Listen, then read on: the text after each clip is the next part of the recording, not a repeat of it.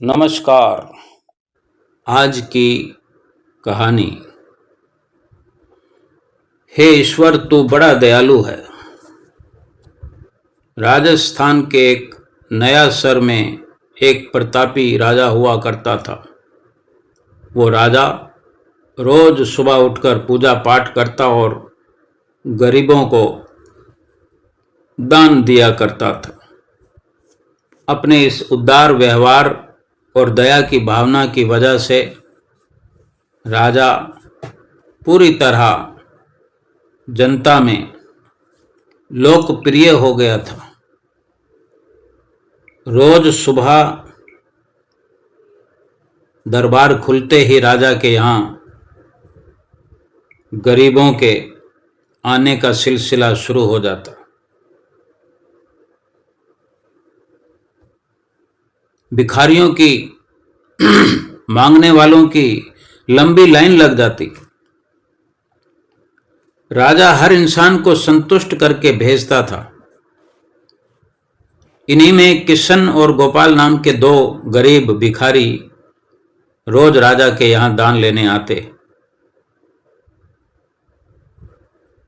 किशन और गोपाल। राजा जब किशन को दान देता तो किशन राजा की बहुत वाहवाही करता, तारीफ करता, राजा को दुआएं देता। जब राजा गोपाल को दान देता तो वो हर बार एक ही बात बोलता कि हे ईश्वर, तू बड़ा दयालु है, तूने मुझे इतना सब कुछ दिया। जब ऐसा कहता तो राजा को उसकी बात बुरी लगती। राजा ये सोचता है कि दान तो मैं दे रहा हूं, दान मैं देता हूं रोज, और रोज ये गुणगान उस ईश्वर का करता है।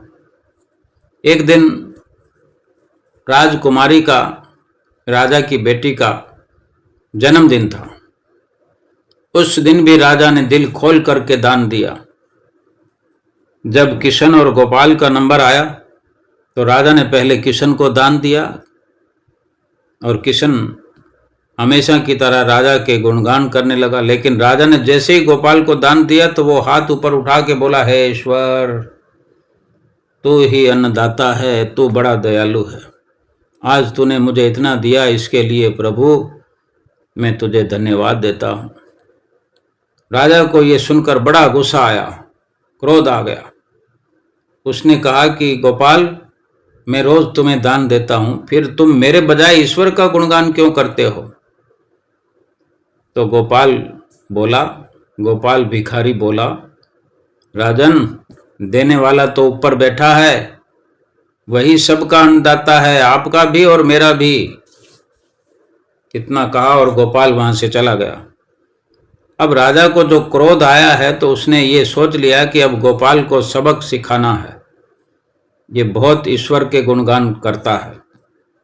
अगले दिन जब किशन और गोपाल दोनों का नंबर आया, क्योंकि दोनों इकट्ठे आते थे, इकट्ठे रहते थे, तो जब गोपाल का नंबर आया, किशन को तो दान दे दिया। किशन को दान देकर किशन से राजा ने कहा कि तुम चलो, गोपाल को इधर ही छोड़ दो, मुझे गोपाल से कुछ बात करनी है। और हाँ, किशन से कहा कि आज तुम अपने पुराने रास्ते से मत जाना जहां से रोज जाते हो। आज तुमको राजमहल के किनारे से जाना है, जहां से केवल और केवल मैं जाया करता हूं। मेरी तरफ से तुम्हें छूट है, तुम्हें उसी रास्ते से जाना है। तो किशन खुशी खुशी दान लेकर चला गया। राजमहल के किनारे का जो रास्ता बड़ा शानदार था, खुशबू भरा था, फूल बगीचे। संयोग से राजा ने उस रास्ते में एक चांदी के सिक्कों से भरा घड़ा रखवा दिया था। वो गोपाल को सबक सिखाना चाहता है तो वो सिक्कों से भरा हुआ घड़ा वहां रखकर किशन को देना चाहता है। लेकिन किशन आज अपनी मस्ती में मस्त था। जो आज मिला है उस पर ही बड़ा खुश था। सोचता हुआ जा रहा है कि आज राजा की मुझ पर बड़ी कृपा हुई है, जो मुझको अपने राजमहल के रास्ते से भी गुजारा, इतना माल भी मिला। अब ऐसा रास्ता है ये खुशबू से भरा हुआ, यहाँ से तो मैं अगर आंख बंद करके भी चलूं तो भी कोई परेशानी नहीं है, क्योंकि यहाँ तो कोई आने वाला है ना कोई जाने वाला है। राजा तो अभी वहीं पर दान देने में मशगूल है। तो यही सोच करके किशन जो है आंखें बंद करके उस रास्ते से गुजर जाता है। उसकी नज़र चांदी के सिक्कों से भरे घड़े पर पड़ी ही नहीं। थोड़ी देर बाद राजा ने जो गोपाल से कहा कि अब तुम जाओ, क्योंकि किशन तो अब जा चुका होगा, लेकिन तुमको भी उसी रास्ते से जाना है जिस रास्ते से किशन गया है। गोपाल भी धीमे कदमों से ईश्वर का धन्यवाद करते हुए आगे बढ़ चला। उसको तो ईश्वर का धन्यवाद करने की आदत पड़ी हुई है। थोड़ी ही दूर गया कि उसकी नज़र चांदी के सिक्कों से भरे घड़े पर पड़ गई। गोपाल ने घड़ा उठा लिया। घड़ा पाकर के चांदी के सिक्कों से भरा हुआ घड़ा पाकर बहुत खुश हुआ। फिर उसने कहा, ईश्वर तेरी मुझ पर बड़ी अनुकंपा है, तूने आज मुझे इतना धन दिया है। घड़ा लेकर घर चला गया। फिर अगले दिन जब गोपाल और किशन का नंबर आया लाइन में, तो राजा को तो यही लगा था कि वो किशन को चांदी के सिक्कों का घड़ा देना चाहता था और किशन को ही पहले भेजा था। गोपाल को तो सबक सिखाना चाहता था कि देखो भाई, मैंने उसको चांदी के सिक्कों का घड़ा दिया, तुम्हें ईश्वर ने क्या दिया ये पूछना चाहता था, लेकिन किशन ही रह गया। राजा ने पूछा उससे, किशन से, भाई क्यों भाई किशन, कल तुम्हारे लिए वो रास्ता कैसा रहा, रास्ते में कुछ मिला कि नहीं?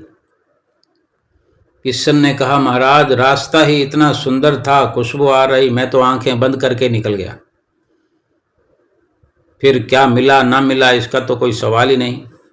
फिर राजा ने गोपाल से पूछा तो उसने वही बताया कि राजन, कल मुझे चांदी के सिक्कों से भरा पूरा एक घड़ा मिला। कल तो ईश्वर ने मुझ पर बहुत बड़ी कृपा की। राजा किशन से बड़ा गुस्सा हुए। उसने कहा कि आज मैं तुझे धन नहीं दूंगा, आज तुझे भीख में कुछ नहीं दूंगा।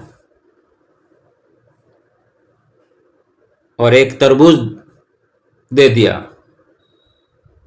किशन बेचारा परेशान तो था, लेकिन करता भी तो क्या, कहता भी तो क्या, चुपचाप तरबूज लेकर चल पड़ा कि आज तरबूज से ही घर का गुजारा करेंगे। लेकिन उधर राजा ने गोपाल को हमेशा की तरह कुछ धन दे दिया। किशन ने सोचा कि इस तरबूज का मैं घर चलाऊंगा, कौन खाएगा तरबूज, इससे क्या होगा। तो ये सोचकर उसने वो तरबूज जो है एक फल की दुकान पर फल वाले को बेच दिया। और जब गोपाल उस रास्ते से गुजरा, उसने सोचा कि घर कुछ खाने को तो है नहीं, तो आज बच्चों के लिए एक तरबूज ले लिया जाए। तो गोपाल फल बेचने वाले से वही तरबूज खरीद लाया जिससे किशन बेच गया था। जो तरबूज किशन ने बेचा वही तरबूज गोपाल ने खरीद लिया। अब जैसे ही घर आकर गोपाल ने उस तरबूज को देखा तो उसमें कट लगा हुआ था और उसको काटा अच्छी तरह से, तो देखा उसमें अंदर सोने के सिक्के भरे हुए थे। गोपाल देखकर बहुत प्रसन्न हुआ और ईश्वर का धन्यवाद देते हुए बोला, हे ईश्वर, आज तो तूने मेरी गरीबी दूर कर दी, तू वाकई में बड़ा दयालु है, सबका अन्नदाता है।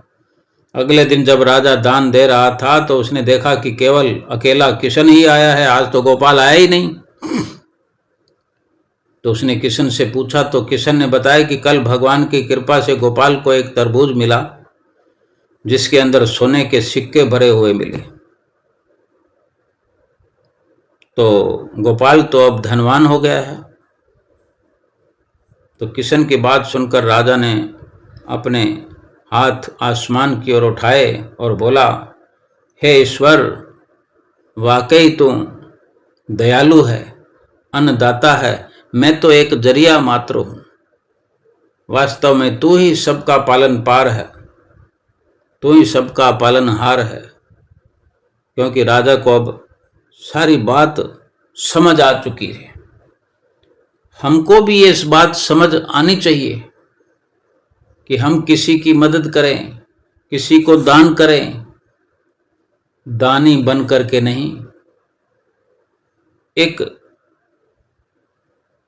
मालिक का किंचित मात्र उसकी ओर से एक पैगाम समझकर, एक सेवा समझकर कि ये प्रभु ने हमें अवसर दिया, परमात्मा ने ये हमें अवसर दिया कि हम प्रभु का दिया हुआ ही किसी को दान स्वरूप में दे रहे हैं। या इससे बढ़कर एक और भी समझने योग्य बात है कि ऐसा भी तो हो सकता है कि जिसको हम दे रहे हैं, चाहे इंसान को दे रहे हैं, क्या जानवर को दे रहे हैं, क्या रोटी खिला रहे हैं, या कोई धन दे रहे हैं, या कोई हमारा धन लेकर के बैठ गया है, ये समझें हम, क्या मालूम हमने कितना उन लोगों से लिया है और अब जो दे रहे हैं वो केवल